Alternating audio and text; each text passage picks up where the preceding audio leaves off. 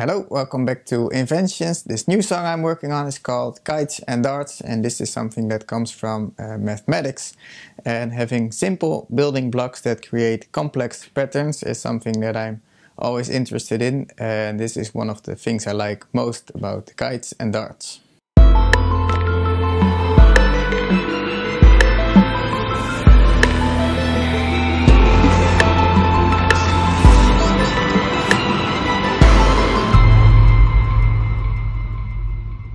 When you want to fill up a surface with shapes without having empty spaces in between, that's called tessellation.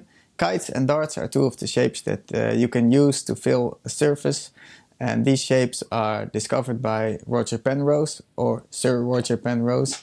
And kites and darts have some really interesting properties, so I'll describe three of them. The pattern created by these shapes doesn't have a translational symmetry.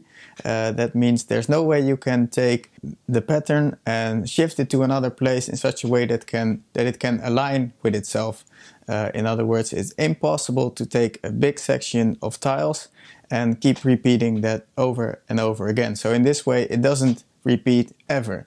And I find it very strange that you can have only two simple shapes, and by using these shapes you can create infinite variety. Kites and darts are self-similar. That means that you can create kites and darts by using smaller kites and darts to create a more detailed tiling.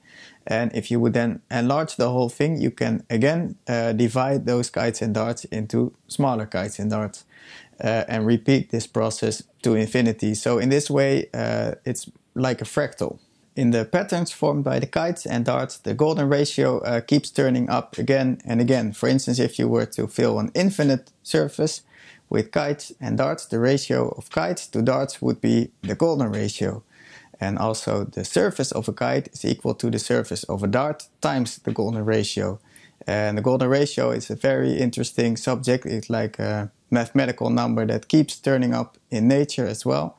And you can make endless videos just talking about this subject alone.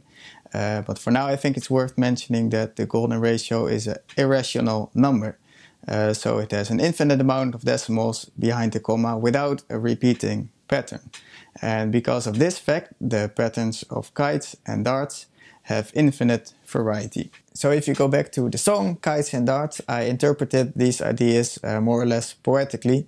For instance, if you look at this pattern, you can see that the kites and darts together form star shapes, and these stars at the same time give birth to new kites and darts. And if we, metaphorically speaking, are like the kites and darts, then we are in a way created from stars, which is true on a whole other level, the level of atoms. So I referenced to that idea in the lyrics as well. And also, if we are, by way of metaphor, like the kites and darts, that means that we are all equal and all connected, and together we form this infinite variety. But at the same time, there's this idea of self-similarity. That means that this infinite grand scale thing can at the same time be contained within the small things. And in this way, this song is also connected to the previous song, Through the Needle's Eye. To have just two simple shapes which together form not just a lot of variety but infinite variety is an idea that I find very powerful. And then the next question arises, which is, would it be possible to have, instead of these two shapes, maybe just one shape with the same properties? And that's something that mathematicians are still searching for. By the way, these types of tessellations also show up in medieval Islamic art as well, as you can see in these pictures.